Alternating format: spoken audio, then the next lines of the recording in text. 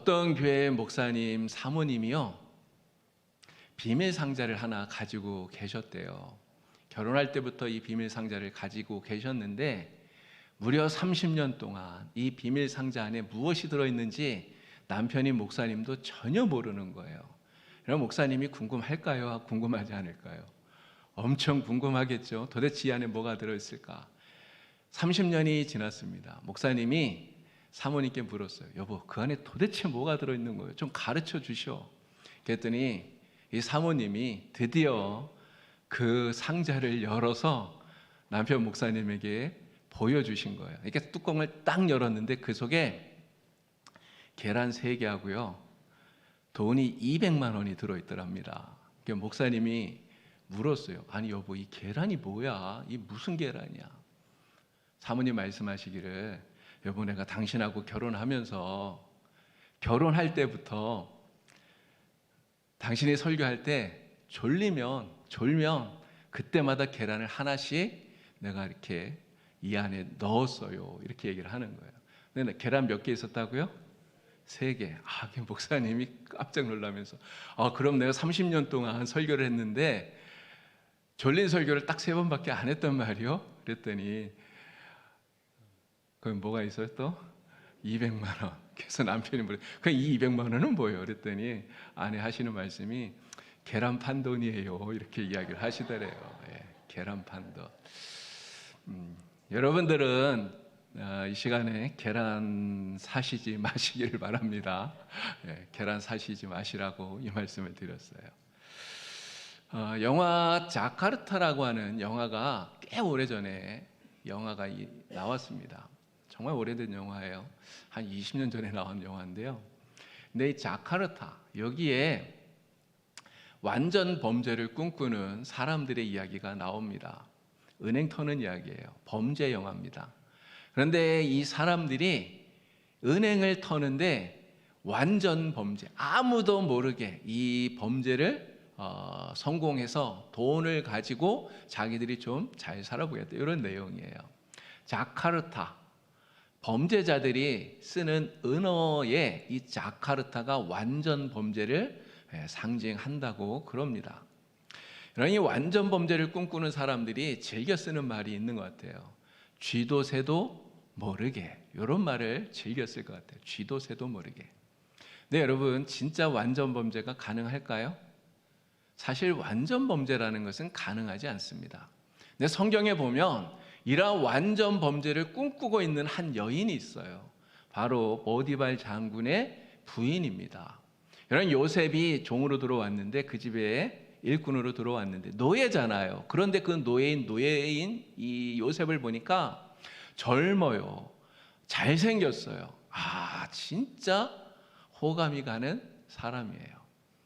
이게 보디발 장군의 아내가 요셉에게 뭐라고 말합니까? 꽃이잖아요. 나와 동침하자. 계속 이야기를 하는 거예요. 그러면서 이 여인이, 이 부인이 요셉에게 이렇게 얘기합니다. 야, 이 집에 나하고 너밖에 없어. 우리 둘만 입을 닫으면 아무도 몰라. 괜찮아. 이렇게 얘기를 하는 거예요. 너하고 나만 입을 닫으면 아무도 몰라. 완전 범죄야. 이렇게 얘기를 하는 거죠. 여러분, 그러나 이러한 완전 범죄는 사실 가능하지 않다는 거예요. 내 여인처럼 생각하는 사람들이 세상에는 너무나 많은 것 같습니다. 여러분, 우리가 지금 살고 있는 이 세상에도요, 죄가 굉장히 만연해요. 사람들이 얼마나 많은 죄를 짓는지 몰라요. 근데 생각해 보면 이 사람들이 죄 짓는데 진짜 용감하다, 이런 생각이 듭니다. 용감하게 죄를 지어요. 여러분, 왜 죄를 짓는데 두려워하지 않을까? 왜 겁을 내지 않을까? 그 이유는 하나님께서 보고 계시는데 그것을 모르기 때문에 그런 겁니다. 하나님이 보고 계신다는 생각을 못해요. 또 하나님께서 내가 지금 행한 이 행동대로 결국은 심판하신다, 이 생각을 못하기 때문에, 이걸 모르기 때문에 죄를 짓는데 용감하다, 겁이 없다, 이렇게 말할 수 있는 거죠. 자, 그런데 이 죄를 짓는 게 꼭 하나님 모르는 사람만 그럴까요? 하나님 안 믿는 사람만 죄를 짓습니까? 사실 그렇지 않지요. 오늘 우리도 하나님을 아무리 잘 섬겨도요, 내가 하나님 앞에 서 있다고 하는 이 생각을 잊어버리게 되면 우리도 똑같이 죄를 지을 수 있다는 거예요. 여러분, 그걸 다윗이 우리에게 보여줍니다. 다윗이 그랬잖아요. 저녁 늦게 일어나서 지붕 위를 거닐다가 이렇게 봤더니 우연히 한 여인이 목욕하는 게 눈에 띄었어요. 너무나 아름다워 보였던 거죠. 그러니까 이 다윗이 어떻게 합니까? 사람을 보내서 데리고 와요. 이게 왕이니까 이게 가능한 거죠. 그랬더니 이 밧세바가 왔는데 그 밧세바와 함께 동침을 하는 거죠. 간음죄를 짓는 거예요. 근데 밧세바가 임신을 합니다. 아기를 가져요. 그게 자기가 죄를 범했다는 것이 들통나게 생겼잖아요. 그러니까 어떻게 합니까? 남편인 우리아를 전쟁터에서 가장 치열하게 싸우는데 가장 위험한 맨 앞에다가 우리아를 집어넣은 거예요. 그래서 적군의 손에 의해서 우리아가 죽게 만든 거죠. 다른 사람의 손을 빌어서 살인을 한 것입니다. 간음죄 그리고 살인. 여러분, 이러한 죄를 다윗이 왜 지은 거예요? 정말 투철한 신앙을 가지고 있는, 누구보다도 믿음이 뛰어나다고 하는 다윗인데 왜 이러한 죄를 짓게 되었습니까? 바로 그 순간만큼은 다윗이 하나님을 기억하지 못한 거예요. 하나님 앞에 내가 서 있다고 하는 이런 생각을 잊어버리고 있었다는 거죠. 오늘 우리도 마찬가지라고 하는 것입니다. 우리도 하나님을 기억하지 못하면, 내가 지금 하나님 앞에 서 있다고 하는 이런 생각을 우리가 갖지 못하면 언제든지 우리도 범죄할 수 있게 된다라고 하는 거죠. 자, 그런데 요셉은 정말 다릅니다. 요셉. 보디발의 아내, 그 아내와 요셉의 다른 점이 무엇인가? 물론 다른 건 많은 거 얘기할 수 있어요. 그런데 결정적으로 다른 게 무엇이냐? 요셉은 하나님 앞에 서 있다고 하는 생각을 항상 가지고 사는 사람이었고요. 보디발 장군의 아내는 그 생각이 없는 사람이었다는 거예요. 여러분, 보디발 장군의 아내가 요셉을 유혹할 때 요셉이 이 유혹을 이기기가 여러분 쉬웠을까요? 여러분, 그 당시 상황을 생각해 보면 요셉이 거절한다고 하는 게 정말 어려웠을 거예요. 거기다가 여러분, 요셉은 지금 노예 아닙니까? 노예예요. 지금 그 유혹을 하는 사람은 그 집의 주인의 아내입니다. 권력을 갖고 있는, 힘을 가지고 있는 사람이에요. 여러분, 어떻게 보면 진짜 달콤한 유혹이에요. 요셉이 이 보디발 장군의 아내의 유혹을 받아들여 주기만 하면 여러분, 어떤 일이 벌어질까요? 요셉이 뭘 꿈꿀 수 있습니까? 당장 금은보화, 권세 막 이런 게 내게 생길 수 있다고 충분히 상상할 수 있어요.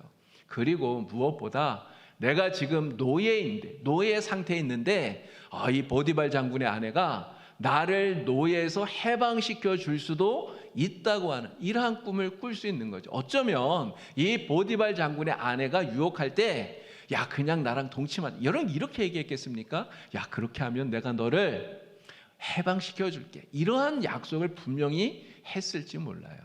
정말 달콤한 유혹이라고 하는 거죠. 그러나 요셉은 이게 죄라는 걸 알아요. 죄라는 걸 알아요. 그렇게 하니까 뭐라고 말하는 것입니까? 자, 창세기 39장 9절 말씀. 요셉이 이렇게 대답해요. 그런즉 내가 어찌 이 큰 악을 행하여 하나님께 죄를 지으리이까 얘기해요. 요셉이 이 말이 무슨 뜻입니까? 하나님 보고 계신다는 거죠. 하나님 보고 계신다. 하나님이 보고 계시는데 내가 어떻게 하나님 앞에서 이렇게 큰 악을 행하여 죄를 지을 수 있겠느냐? 나는 절대로 이 죄를 범할 수 없다. 나는 할 수 없다. 단호하게 거절을 하고 있는 것이죠. 여러분, 요즘 CCTV 없는 데가 거의 없어요. 그렇죠? 우리 다니다 보면 거의 CCTV가 어디든 다 있습니다. 내 CCTV만 있는 게 아니고요. 자동차마다 블랙박스가 다 달려 있어요. 그래서 요즘은 어디 가든지 내가 이렇게 뭘 하든지 내가 의도하든 의도하지 않든 이 많이 찍히게 됩니다. 그런데 CCTV가 아무리 많아도 이런 CCTV가 찍지 못하는 곳이 있어요. 이게 사각지대가 있습니다. 그래서 범죄자들이 범죄할 때 이러한 CCTV가 없는 장소를 고르는 거예요. 그래서 CCTV 없는 곳에 거기 숨어서 거기서 범죄를 저지른단 말이죠. 자, 그런데요, 우리 하나님의 눈이 보지 못하는 곳이 있을까요? 여러분, 하나님의 눈이 보지 못해서 하나님의 눈에 가려지는, 하나님의 눈에 사각지대가 여러분 있겠습니까? 그러한 곳은 없다는 거예요. 하나님에게 사각지대가 없어요. 그렇기 때문에 우리는 요셉처럼 하나님께서 지켜보고 계시다라고 하는 이 생각을 절대로 잊어버리지 않는 여러분이 되시기를 주님의 이름으로 축원합니다. 정말 우리의 마음속에 때로는 죄를 짓고 싶은 욕망이 생겨나요. 이거는 어쩔 수 없습니다. 마귀가 우리에게 그러한 죄를 짓고 싶은 욕망을 자꾸만 부추긴단 말이에요. 그래서 우리에게 유혹이 옵니다. 여러분, 그러나 정말 내 속에 죄를 짓고 싶은 이러한 생각이 들 때마다 우리는 어떻게 해야 됩니까? 요셉처럼 하나님이 보고 계시는데 내가 어떻게 이 큰 악을 지을 수 있을까? 하나님이 보고 계시는데 내가 하나님 앞에서 어떻게 죄를 지을 수 있겠는가? 여러분, 단호하게 그 죄를 짓고자 하는 생각을 끊어버릴 수 있는 여러분이 다 되시기를 우리 주님의 이름으로 축원합니다. 자, 코람데오라는 제목으로 말씀을 드려요. 여러분, 전에 한번 제가 코람데오 이야기를 말씀을 드린 적이 있습니다. 코람데오, 하나님 앞에서라고 하는 뜻이에요. 하나님 앞에서. 요셉의 의식 속에 항상 있었던 생각, 하나님이 보고 계신다, 내가 항상 하나님 앞에 서 있다라고 하는 이것이 바로 코람데오의 신앙이다, 이렇게 말할 수 있습니다. 유교에서 자신을 수행하는 중요한 방법으로 사람들에게 가르쳤던 덕목이 있습니다. 바로 신독이라고 하는 것입니다. 신독. 삼갈 신자의 홀로 독자예요. 홀로 있을 때에도 자기 자신을 삼가한다, 이런 뜻인 거죠. 홀로 있을 때에도 도리에 어그러짐이 없도록 자신의 몸가짐을 바르게 하고 언행을 삼가한다, 이러한 뜻이 신독입니다. 공자님 가르침을 따르는 선비들이 이 신독을 자신을 수행하는 중요한 가르침으로 여겼다라고 하는 거예요. 그래서 몸가짐을 바르게 하고 언행을 삼가하고 이렇게 했다는 거죠. 여러분, 우리 영주가 무슨 도시입니까? 여기가 선비 마을이잖아요. 선비의 고장 아닙니까? 여러분, 선비 이렇게 생각을 하니까 제가 이 말씀을 준비하면서 그 생각을 해봤어요. 선비. 이 선비는 어떻게 하나? 여러분, 혼자 자기가 집에서 글을 읽을 때에도 선비는요, 자기 혼자 있을 때에도 의관을 정제하고 그리고 바른 자세로 앉아서 그리고 글을 읽어요. 여러분, 이게 선비 아닙니까? 이게 신독의 그러한 자세겠죠. 근데 여러분, 요즘은 우리가 책 읽을 때 어떻게 합니까? 그냥 편한 자세로, 집에서 혼자 내 책을 읽으면 그냥 소파에 그냥 이렇게 누워서 책을 읽든가 아니면 방바닥에 엎드려서 책을 읽든가 그냥 편한 자세로 책을 읽잖아요. 그런데 선비들은 그렇게 하지 않는다는 거죠. 여러분, 하나님을 모르는 사람들도요, 자기를 삼가며 이렇게 언행을 조심하면서 살아갑니다. 그런데 하나님을 믿는 우리들, 예수님을 구주라고 고백하고 믿음으로 살아가는 우리의 삶은 과연 어떤가? 우리 스스로를 깊이 돌이켜 보아야 되는 거예요.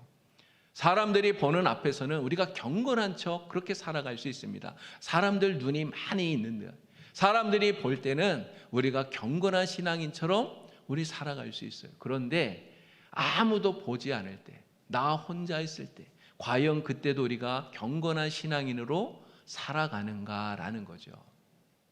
여러분, 어떤 사람들은요, 운전대만 붙들면 사람이 바뀐대요.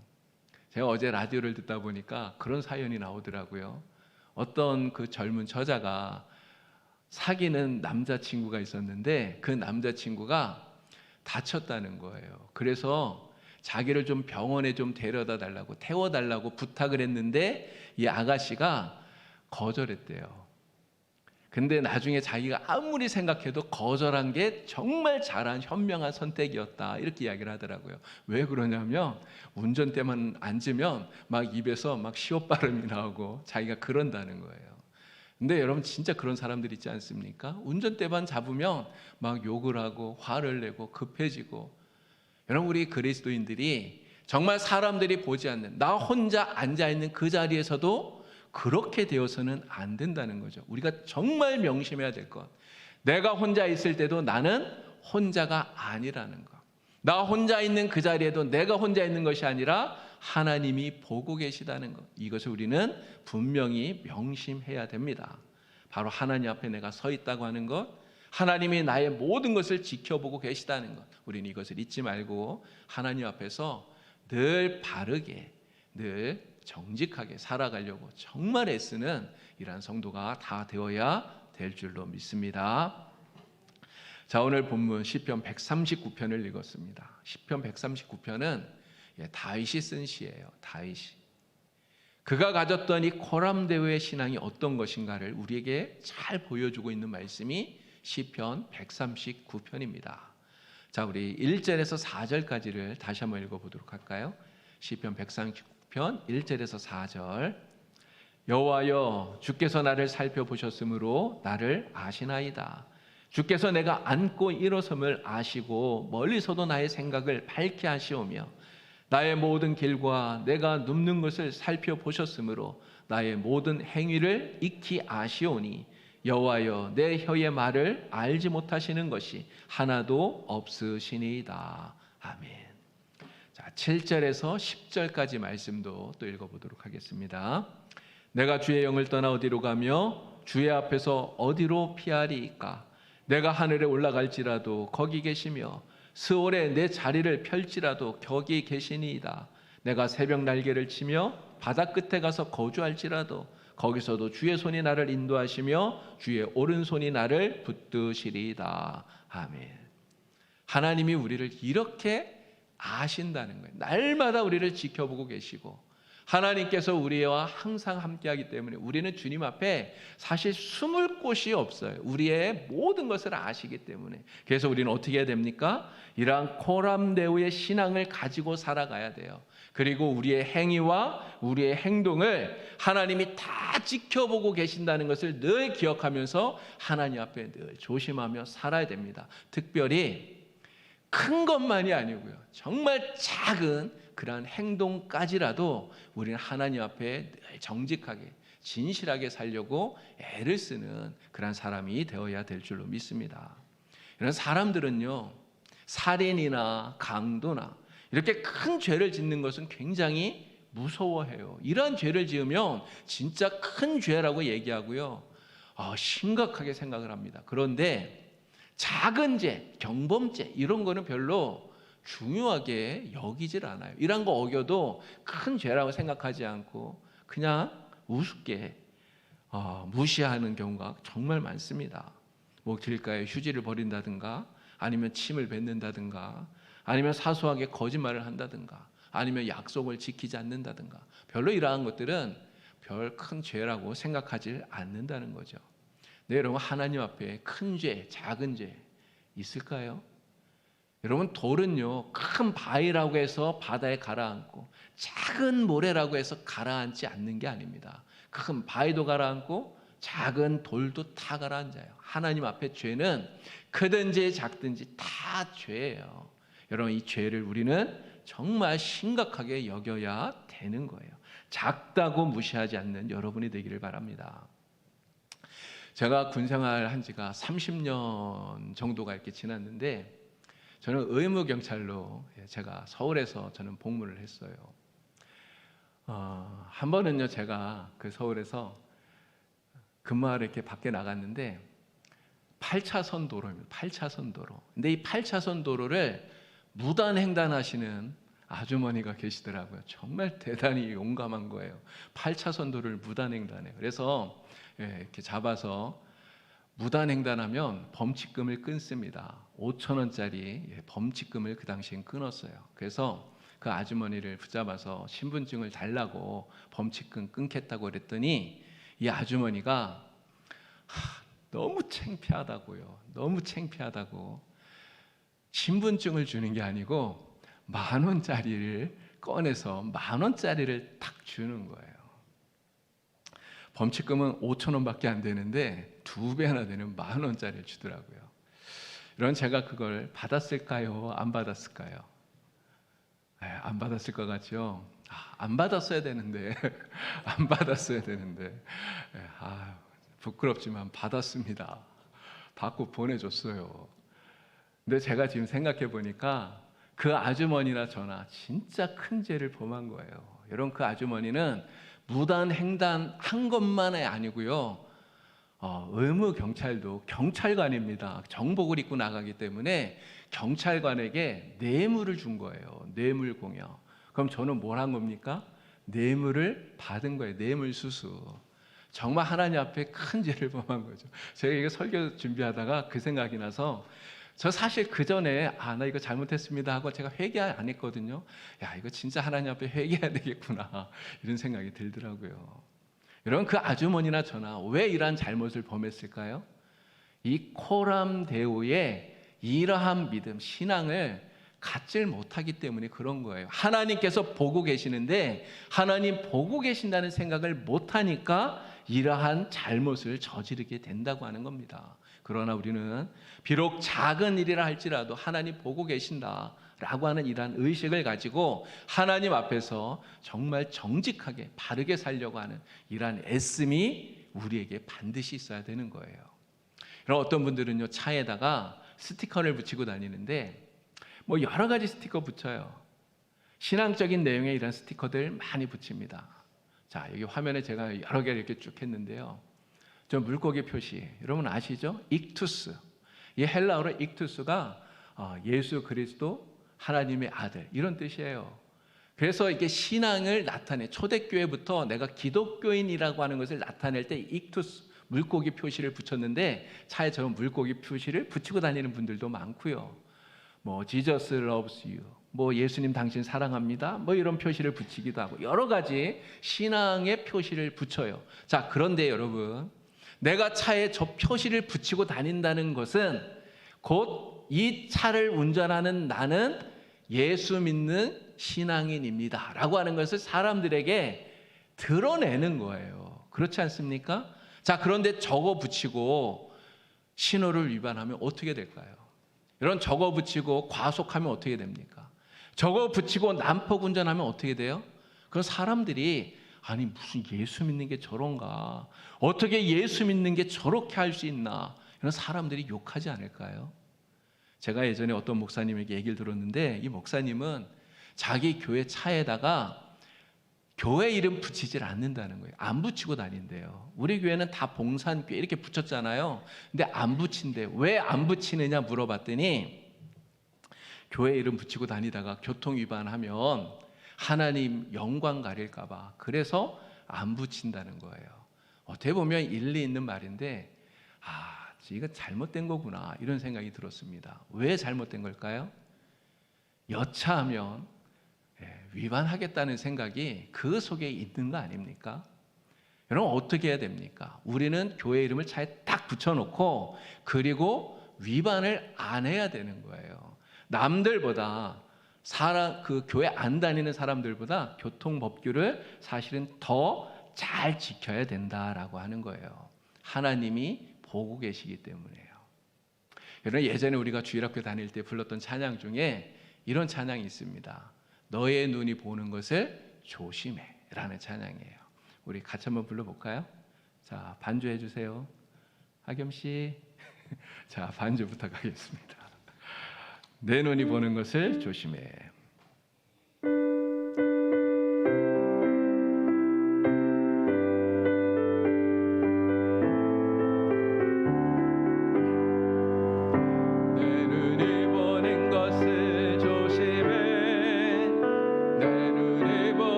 손이 아닌 것을 조심해.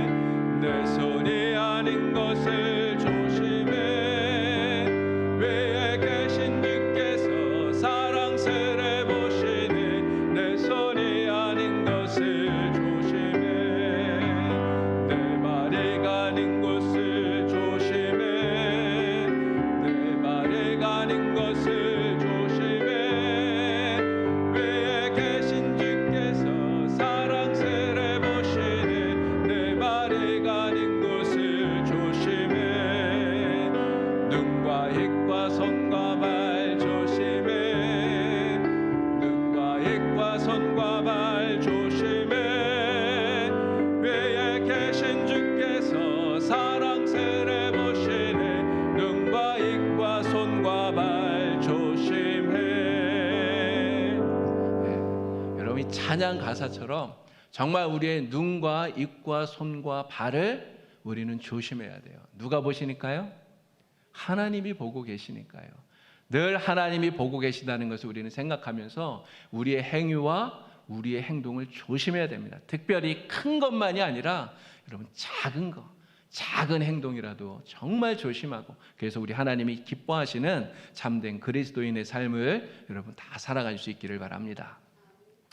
자, 우리가 이렇게 코람데오의 신앙을 가지고 살아가는데요, 우리의 행동, 우리의 행위만이 아니라 하나님은 우리의 마음과 우리의 생각도 지켜보고 계시다라고 하는 것을 우리는 늘 기억하고요, 그리고 정말 하나님 앞에 조심하는 이러한 삶을 살아야 됩니다. 여러분, 우리가 하나님 앞에 정직하다고 해도요, 하나님은 우리의 심령을 감찰합니다. 그래서 내가 사람들은 다 속일 수 있는데 하나님만큼은 속이지를 못한다는 거예요. 사람들 앞에서는 정말 정직한 것처럼, 진실한 것처럼 사람들은 다 속일 수 있습니다. 그런데 하나님은 절대로 못 속여요. 하나님이 우리의 마음과 우리의 생각을 꿰뚫어 보시기 때문에 그렇습니다. 이런 사도행전의 아나니아 삽비라 이야기 우리가 너무나 잘 알지 않습니까? 아나니아와 삽비라가 밭을 팔았어요. 밭을 판 돈을 가지고 나왔습니다. 바쳤어요. 이런 사람들이 뭐라고 말했을까요? 아나니아와 삽비라를 보면서, 야, 진짜 저 부부는 대단하다. 야, 정말 저 부부는 정말 믿음이 투철하구나. 진짜 훌륭하구나. 야, 어떻게 밭을 팔아서 하나님께 바칠 수가 있어. 진짜 대단해. 막 칭찬했을 거예요.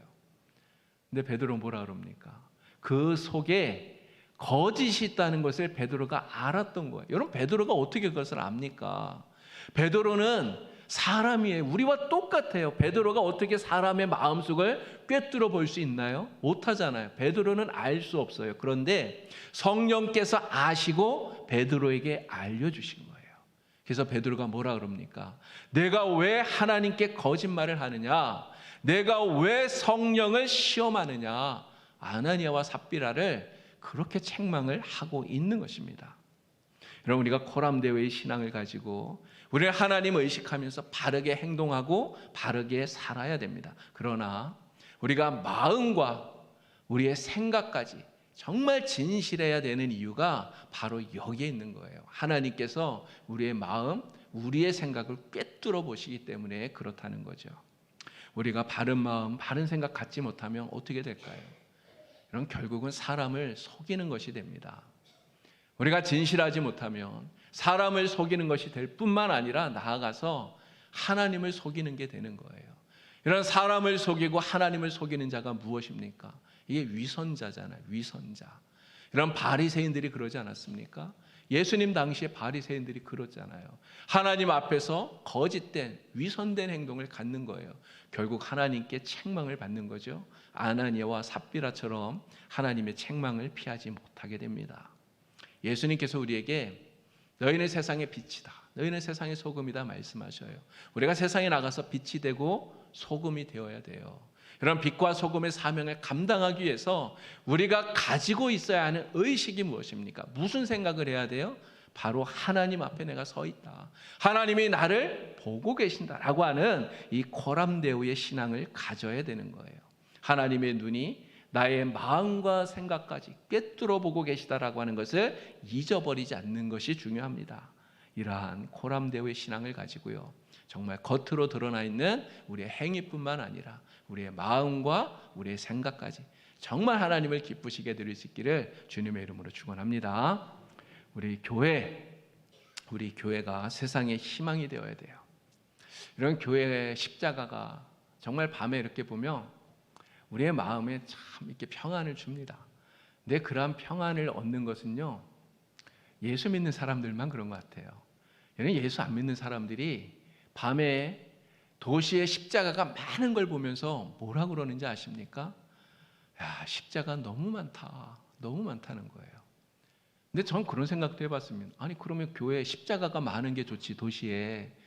그 십자가 말고 그냥 유흥업소나 술집이나 이런 게 더 많은 게 좋나? 이런 생각이 들어요. 그럼 차라리 교회가 많은 게 나은 거죠. 그런데 여러분, 어떤 교회가 있어야 됩니까? 세상에 희망을 주는 교회가 있어야 되는 거예요. 세상이 정말 암울하고 어둡고 캄캄해요. 사람들이 희망이 없어요. 소망이 없어요. 그런데 그러한 사람들이 소망이 없을 때 교회 십자가를 딱 보고, 야, 정말 교회는 그래도 희망이 있구나. 내가 저기에 가면 뭔가 소망을 찾을 수 있겠구나. 이러한 생각을 줄 수 있어야 된다는 거예요. 사람들이 교회 십자가를 보고, 야, 내가 저 교회를 가면 내가 저기에서 무언가 위로받을 수 있겠구나, 이런 생각을 가지고 교회에 나올 수 있는, 교회는 세상에 희망이 되어야 됩니다. 여러분, 그런데 우리가 어떻게 교회가 세상에 희망이 될 수 있겠습니까? 우리 교회가 세상에 희망이 되기 위해서 이런 봉사활동 열심히 해야 되죠. 가난한 사람, 어려운 사람들 찾아가서 열심히 도와야 돼요. 그런데 그것보다 더 중요한 게 있습니다. 더 중요한 게 있어요. 바로 예수 믿는 우리가 세상 사람들에게 진짜 예수 믿는 사람답게 보여지는 거예요. 진짜 예수 믿는 사람답게 보여주는 것이, 그것이 세상에 우리 교회가 희망이 되는 그러한 길이라고 하는 것입니다. 여러분, 어떻게 사는 게 예수 믿는 것처럼 사는 걸까요? 진짜 예수 믿는 사람답게 사는 것, 바로 요셉이 그랬던 것처럼 코람데오, 이 신앙을 가지고 사는 것이 진짜 예수 믿는 사람답게 사는 것입니다. 내가 하나님 앞에 서 있다고 하는 이 생각을 늘 가지고, 내가 늘 하나님이 보고 계시다고 하는 이런 생각을 가지고 나의 말과 나의 행동과 또 나의 생각과 나의 삶의 모든 것을 하나님 앞에 바르게 하려고 노력하는 것. 그래서 누가 보든지 보지 않든지 상관없이 늘 하나님 앞에 늘 진실하게 살고요, 늘 신실하게 살고요, 늘 성실하게 이렇게 살아가는 것이 진짜 예수 믿는 사람답게 사는 것인 줄로 믿습니다. 이러한 사람들을 보고 세상 사람들이 뭐라고 말할까요? 야, 진짜 저 사람은 예수 믿는 사람답다, 이렇게 말할 거예요.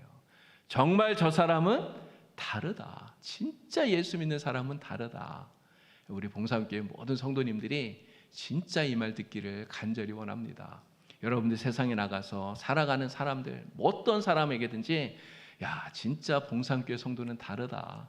정말 예수 믿는 봉사교회 교인은 진짜 다르다. 이러한 말을 가듣는 여러분 되기를 바랍니다. 그럴 때 우리가 교회가 빛과 소금이 되고 또 희망을 주는 그러한 교회가 되는 줄로 믿습니다. 자, 하나님께서 우리를 지켜보고 계신다는 말씀을 드렸어요. 왜 하나님이 우리를 지켜보실까? 내가 잘못하면 하나님께서 벌 주려고 저게 잘하나 못하나 하나님이 그렇게 지켜보시는 걸까요? 사실 그거는 아니라고 생각합니다. 하나님은 정말 좋으신 분이에요. 정말 참 좋으신 우리 아버지가 우리 하나님입니다. 하나님은 우리를 너무너무나 사랑하기 때문에 우리와 함께 하시려고, 우리를 지켜주시려고, 우리를 도와주시려고, 그래서 졸지도 않고 주무시지도 않고 낮이나 밤이나 우리를 지켜보고 계시는 거예요. 우리와 늘 함께 하시는 우리 하나님, 그 하나님의 사랑을 늘 느끼면서 사시는 여러분 되기를 바랍니다. 그렇게 우리를 지켜보시는 그 하나님의 눈길을 여러분들 기억하면서 하나님 앞에서 늘 선하고 정직하게 사셔서 코람데오, 이 마음으로 사셔서 하나님을 기쁘시게 하는 우리 성도님들 다 되길 우리 주님의 이름으로 간절히 축원합니다. 네, 기도드리겠습니다. 하나님 아버지, 오늘 우리가 하나님 앞에서 어떠한 마음으로 살아야 되는지 말씀을 통하여 은혜 주시는 줄 믿고 감사를 드립니다. 요셉처럼 날마다 하나님을 느끼며 하나님께서 나와 함께 하신다는 이 생각을 잊어버리지 않고 하나님, 이 세상을 살아갈 수 있도록 주여 인도하여 주시옵소서. 날마다 코람데오, 이 신앙을 가지고 하나님 앞에서 선하고 정직하게 살아가게 하여 주셔서 하나님을 기쁘시게 드리는, 그래서 이 세상에 희망이 되는 우리 봉산교회 모든 성도가 되도록 하나님 도와주시옵소서. 예수님의 이름으로 기도드리옵나이다. 아멘.